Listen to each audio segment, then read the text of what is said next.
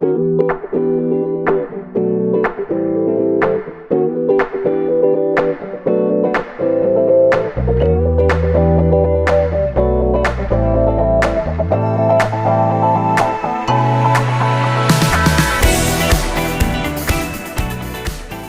everybody, welcome back to the next episode of the Makers Market Tennessee podcast. Woo!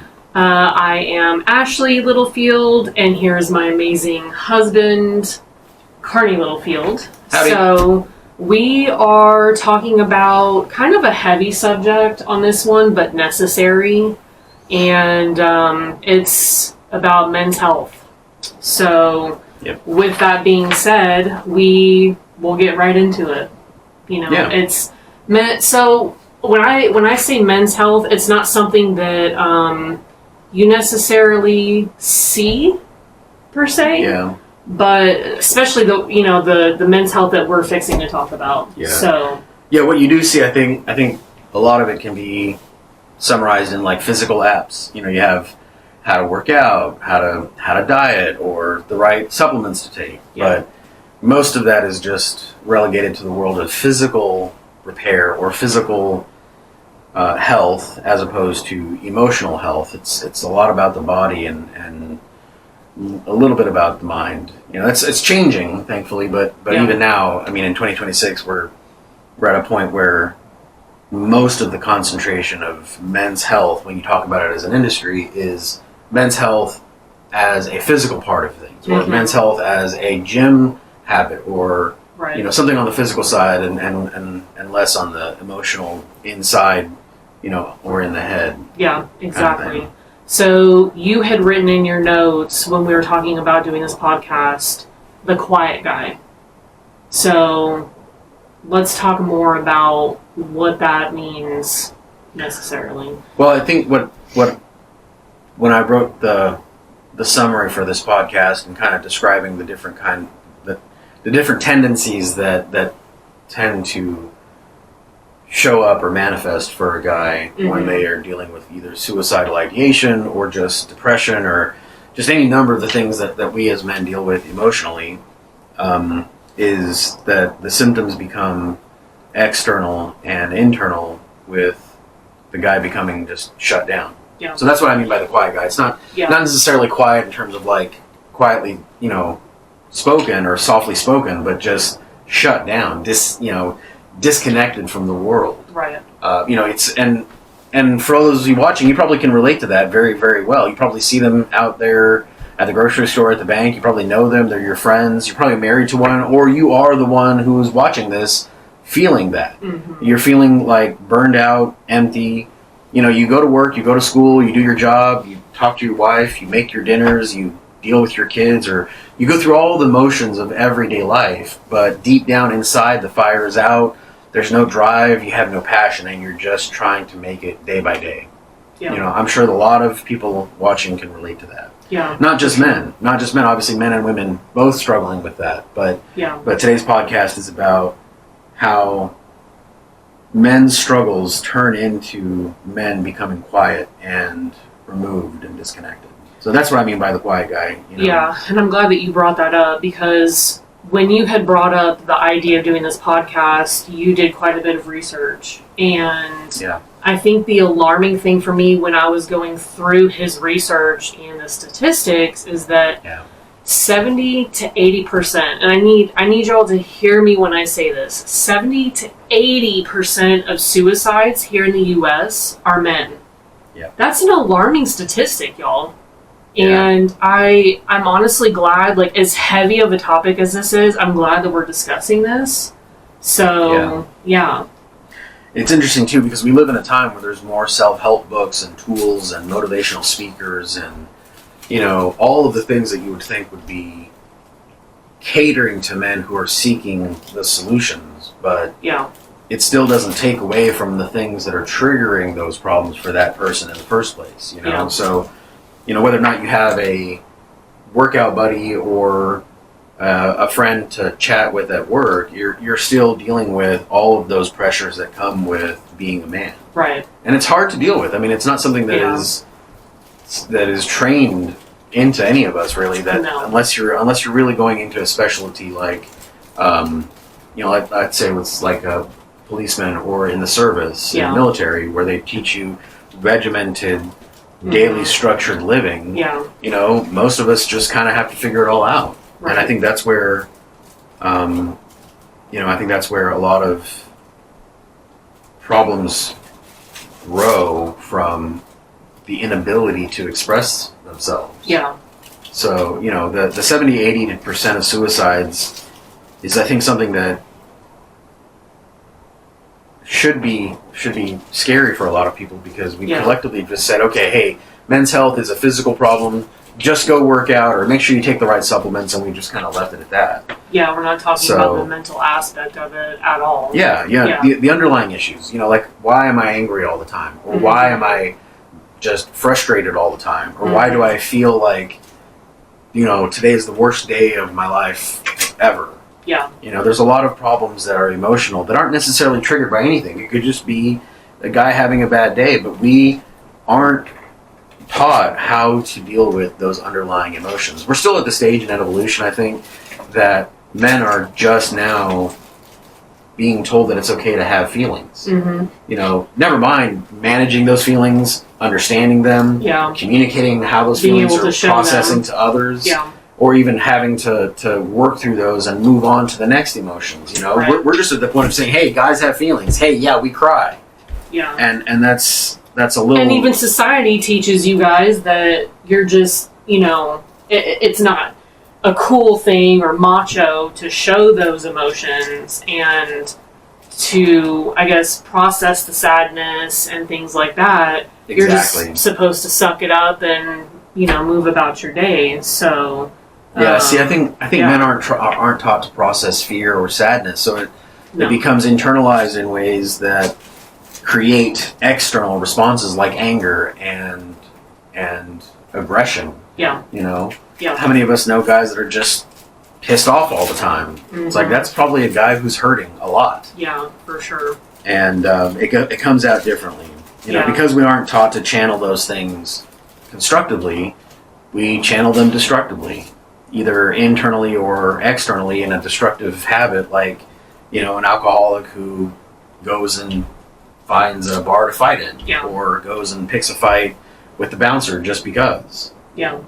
Because that's his way of, I guess, processing that sadness, processing everything that he's going through, that instead of just sitting down and breaking down, he's being violent, belligerent, you name it. Yeah. So I think if anybody's watched the movie Fight Club, I think it kind of touches on a lot of those subjects, because he internalized things that he never was meant to internalize. Right. Yeah. And that's a big part of what a lot of men carry every day. Yeah, for sure. So in talking about those specific causes, like, let's start breaking these down. Sure. By a list. So the first one being, and sorry y'all, our little kitty has decided to, he's got his platypus. Oh, that's what's the little crinkle sound. Yeah. So don't mind that. But the first specific cause of suicide in men is social pressure. Yeah. So let's talk about that in more detail. So what I mean by social pressure is the idea that men shouldn't show weakness or sadness, kind of like we were talking about just now, that we aren't taught to manage our fear or our sadness or our worry, so it results in men who don't know how to deal with panic attacks or anxiety attacks, or even something as simple as being scared. Yeah. And that social pressure comes in ways that have kind of been reinforced by a lot of things in the last, couple of decades. Sitcoms and role models in sports and role models in politics and role models or celebrities. All of these different macho figures that have shown themselves to be larger than life, with the expectation that we're supposed to kind of mirror that as regular people. I know every one of us has watched an Arnold Schwarzenegger movie. Yeah. And it's like that was the pinnacle of action film for my teenage years. Right. So I think a lot of what social pressure means for me is the social pressure for men to always be strong or always be put together, putting on a brave face, and having a brave a brave face. So not to cut you off, go ahead. I was going to say, just thinking about how I grew up, my generation was one of the first generations to have role models that weren't all about guns and gear or grit or our parents had things like John Wayne and Clint Eastwood, and our generation had things like Bob Ross and Mr. Rogers and Reading Rainbow, and LeVar Burton talking about different books is a very big part of why I watched PBS. Yeah. And I don't know that I would have had that same experience or that same love of books had I not grown up with Reading Rainbow. A positive influence, And there are examples like that out today, but few and far between. But even so, it was barely back in the 80s, just 30 years ago, that we have 30 to 40 years ago that we've had the opportunity to even bring those characters to life in different ways. Yeah. So before that, I'm not sure even if men and fathers express things like "I love you." I don't know that our parents' generation. This would be a good exercise for all of you. Go ask your dads. Hey, did your dad tell you "I love you"? Did your dad say anything supportive of your hopes, dreams, desires? Did he show emotions? Yeah. Was he present with you at the table? And I think a lot of people will be sad to hear the response. To find out the truth. Yeah.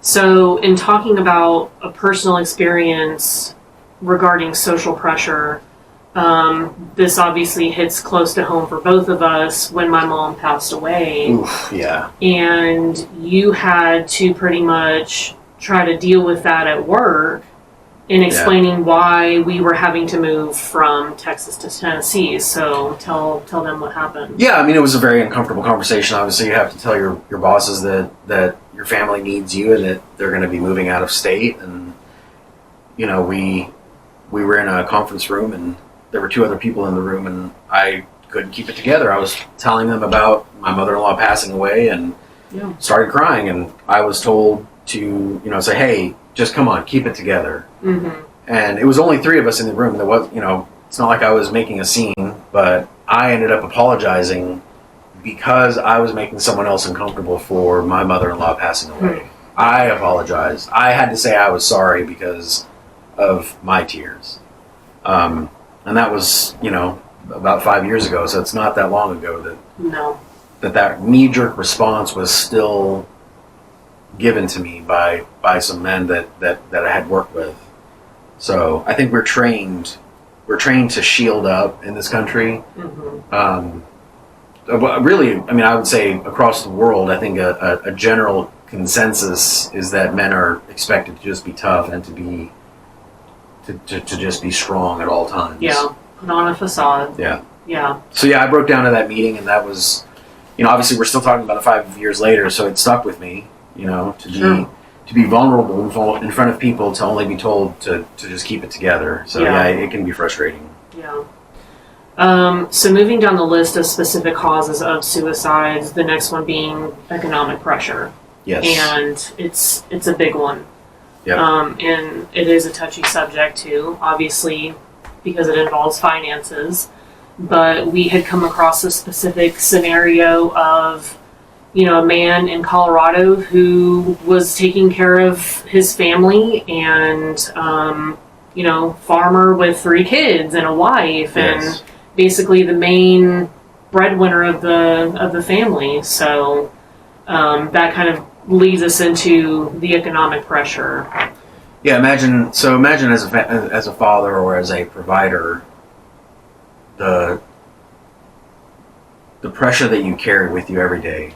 We don't have kids, but we have a cat, but we provide for each other, and I'm the main breadwinner for our home. You've been without a job a couple of times, and I've had to be the sole earner during those periods, and even that was pressure enough. But imagine, a farmer living in Colorado, like you said, and reading about his story where he had a heart attack and couldn't work for several months, was in the hospital recovering, during that time, the farm went into disrepair. The animals weren't looked after.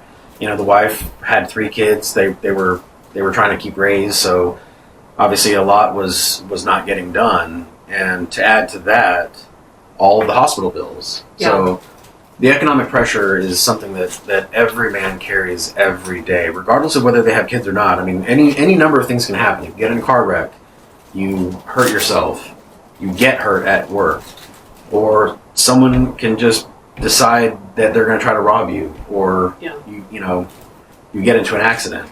Any number of things can happen that cause hundreds of thousands of dollars of medical debt, which is part of that economic pressure. Our society is so broken in ways that can't be fixed without major revolution, and one of those is the medical industry. Yeah, that's probably a whole other podcast. That's a whole other podcast, but that is a huge part of what economic pressure it is. Yeah. A man lives with. And I mean, let's talk about things that aren't even for himself personally. The farmer who had a heart attack, that's hundreds of thousands of dollars. But let's say, what if one of his kids is dealing with ongoing chronic illness? Yeah. So it's pressure that can't really fully be explained besides being in those scenarios. But I can speak for myself and our family and situations we've been in that not a day goes by that I don't carry that economic pressure of responsibility. Yeah.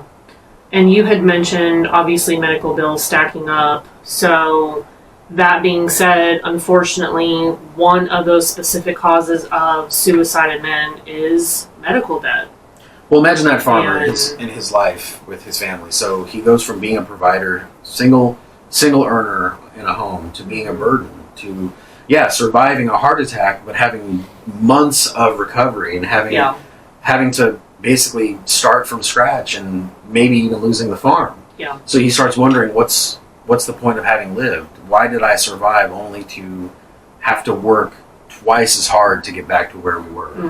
And here's the thing I don't think a lot of people understand about that economic pressure or medical debt is that it doesn't go away. No. Whether or not you get better and the heart attack is something you can recuperate from, or whether or not you can come back from being sick, all that gives you is going back to being the provider again.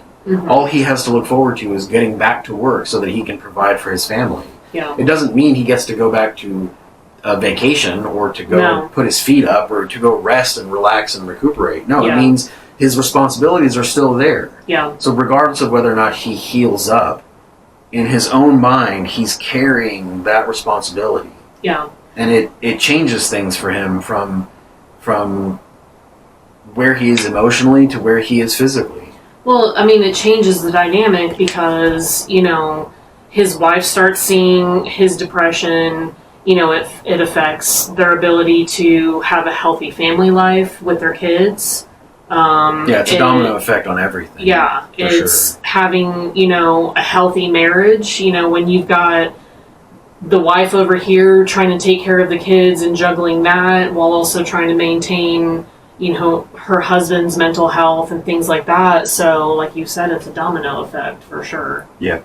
And I think that's a 2-part deal with economic pressure and medical debt. I think those go hand in hand, unfortunately. And so many Americans are dealing with that. I think today, and it's easy to feel hopeless, and I think that's where a lot of men start living, is in hopelessness. Because, like I said, I mean, you could be the healthiest father every day, but let's say you have, a daughter with Down syndrome or a son with a chronic heart problem, and they have to be in the hospital every month for the rest of their lives. I mean, what does that look like for you as a man? You carry with you the promise of owing money for the rest of your life. Yeah. That's something that I don't think people quite sit with long enough when they talk about our healthcare in this country, is the sheer volume of men that are just walking around wearing this responsibility of their lives and their families without having any relief, without having anywhere to put this weight that they carry. Well, I mean, let's be honest and have this tough conversation on top of a tough conversation. I hate to say it, but this is not something that we were taught in school how to deal with or by our parents to be like, okay, you're going to go through some really tough stuff as an adult. One of those being mental health. So I think we really do need to start having those tough conversations. And I'm honestly so glad that you decided for us to do this podcast. Going back to the next specific cause of suicide in men, I know you touched base earlier about the sitcoms and the shows that we grew up with as kids. So the next specific cause would be media consumption. So let's kind of dive a little bit more into that too. Yeah, I talked a little bit about the role models that we have in this country, or rather the lack of role models like sports and celebrities and all of that. But even when I was growing up, the sitcoms and the media, I guess the media portrayals of fathers or dads or men was usually a fat, lazy, dim-witted character that was not able to do anything, or was the bumbling idiot that other people had to live with or deal with. So, the sitcom dad trope is something that I think hopefully everyone will understand. The silly for the laughs guy who is confused all the time, or doesn't know technology, or doesn't know how to deal with Homer things. Simpson. Homer Simpson or Al Bundy from Married with Children. Prime examples. The dad is a fat, lazy, dim-witted character, or a caricature rather of a man, and that person becomes like the butt of every joke. Right, or kind of like the guys from Friends. Like Joey. Joey was a womanizer, and he was seen as one of the heroes of the series. Never mind that it was patently disgusting when you think about it. Or Kevin from The Office, who was an accountant who couldn't even count. Right. So I mean, I know it's all for laughs, and I get that, but the problem with media consumption is that over the course of 40 years, you have kids growing up who see those things as a way to live, or as a it's kind of their role model. As a role model.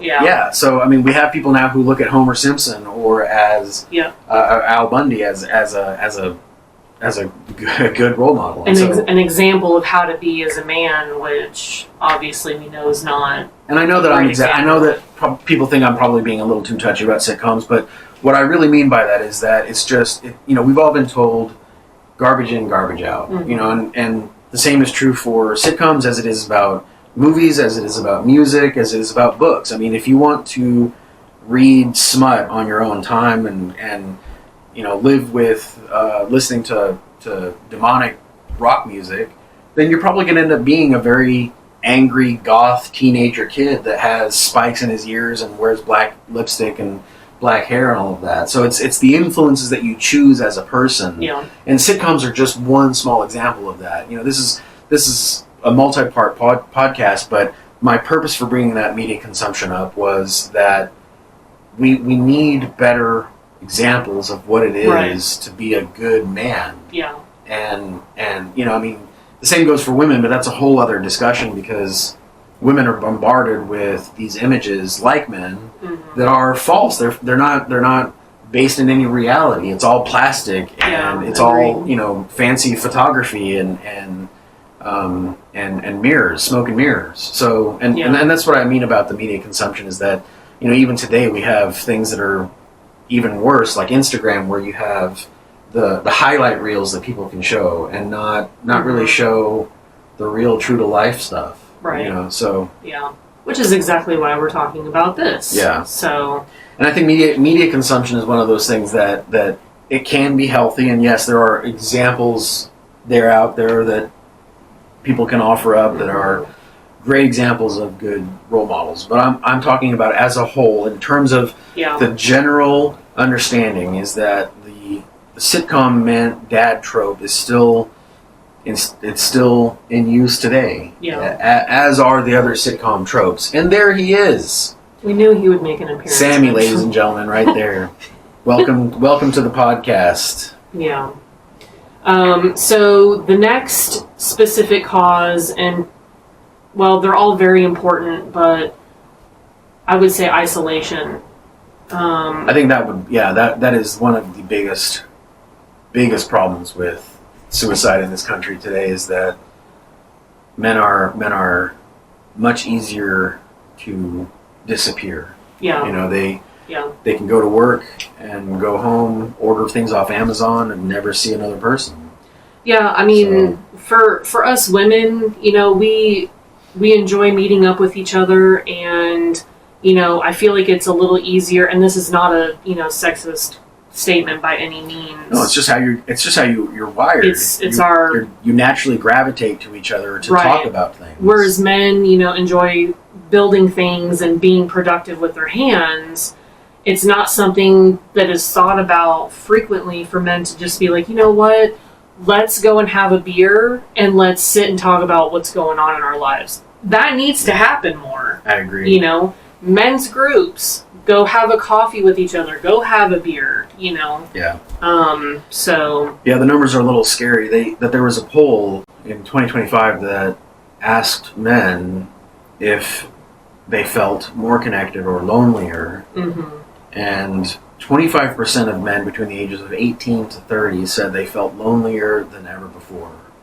And we have social media apps, we have online meetup groups, we have video games people can get online with, and everything online, but it's still not that same connectedness that we have when, like you said, taking time to go out for a beer with someone. There's a big disconnect for sure. Going to play pool or doing something with your hands, like building something together as a group.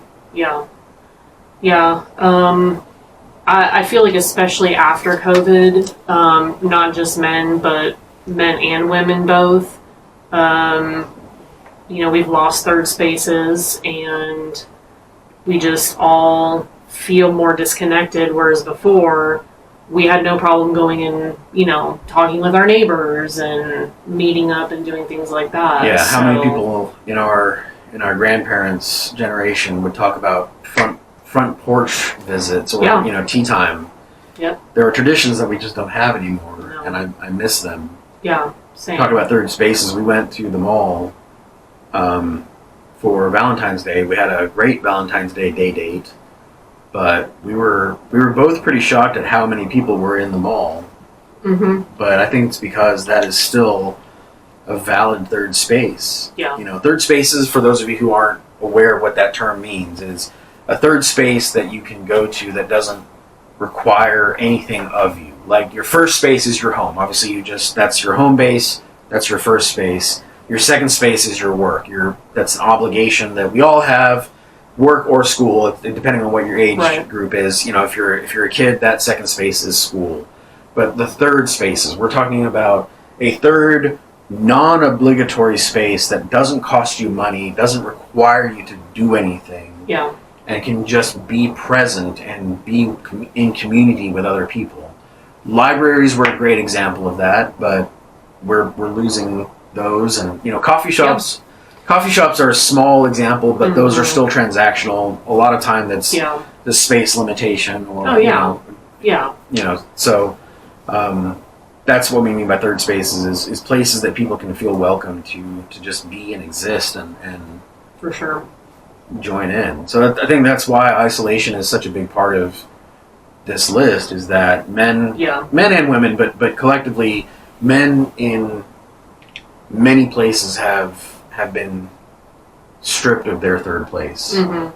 Unless they go drink, and again, that's not a third place because you have to buy a drink. You have to still transact something to be at the bar. Yeah, for sure. So well, and so for those men of you who have tuned in and are watching this, and you're one of those that are identifying with some of these specific causes that we've listed out, what are some things that they should do and be mindful of, and I don't know, just ways that us women can be helping y'all? Those are great questions. Thank you. I think the most important thing is what we're doing right now. If you have a loved one, if you have a significant other, talking about it, just talking about it, breaking that isolation, because for us, when we've gone through a lot of grief in the last 5 years, and we talk a lot, there will be days where I'll just break down and I'll just tell you what's going on, and the same is true for you. So my encouragement to all of you out there, you have loved ones, you are seen, you matter, the earth is better with you on it. Yes. And I can promise you that there is someone, while you're watching this, there is someone who is thinking of you and who loves you and cares for you. So I encourage you to just begin the conversation.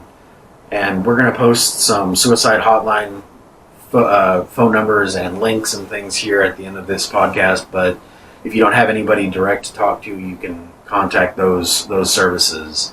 And leave us comments on this video. Message us on this post if you see it on our Instagram or our YouTube. We want to make sure that that you can be connected in more ways than you may feel now. Yeah. So just begin the conversation and just be willing to say, I'm feeling stuck. Yeah. And I feel like I really kind of want to preface this too. Men, I know that it may not be the manly thing to do, but sometimes it's okay to break down. It's okay to cry. It's okay to show your emotion. I don't care what society has said or built into us. It just needs to be done. Because the more that you bottle it up, it just manifests and gets worse, and it comes out in really destructive ways. So big time. I'm very grateful that you, as my husband, show your emotion and can be vulnerable with me. And I think showing that vulnerability is very, very important with your partner. So don't hide it. Don't mask it. Let us know, talk. And I say let us know as in our wives, the wives, and your friends. I mean, connect with your guy friends. Get into some really good men's groups. If you can't find them, create them yourselves. Yeah. So, I mean, those are a couple of ways. Yep. We hope that we've been able to help you start a conversation if you've been struggling to have one with someone in your life. Yeah. Or if you're watching this and you're thinking, I hadn't even thought of some of those things as reasons to be concerned, and we encourage you to dig a little deeper and again, reach out to people that you care about. And even if you're not the one struggling, someone else is, and if you just tell them that you love them and you care for them, I can guarantee you that will go a very, very long way with them. Absolutely. So, and just so you guys know, this is going to be kind of a mini-series, I guess you could say, around men's mental health, because we feel it's very important. So just make sure to obviously be tuning into more of our episodes, but is there anything else that you wanted to touch base on? No, just keep connecting with those people in your life. Yes. Keep touching base with your friends. Spend time with those people that you can. Yeah. And just know that you're not alone. Yeah. No matter what it might feel like, we're out here on this YouTube channel, on this Instagram channel. We would love to hear from you too. Absolutely. So thank you all for listening and watching and being part of the Makers Market family. Absolutely. Leave those comments, y'all. We'd love to hear from y'all. But this is good. And I look forward to talking about this more because it needs to be talked about. So thank you guys so much for tuning in, for your support as always. So, yeah. And again, we are R. Carney at Littlefield and Ashley Littlefield from Makers Market, Tennessee. You'll see that website URL at the bottom, www.makersmarkettn.com. That's TN for Tennessee. Yep. Makersmarkettn.com. And you can also find us on Instagram, Facebook, YouTube, and all over the internet. Mm-hmm. Thank you guys so much. We love you, and we hope to see you soon. Bye. Bye, y'all.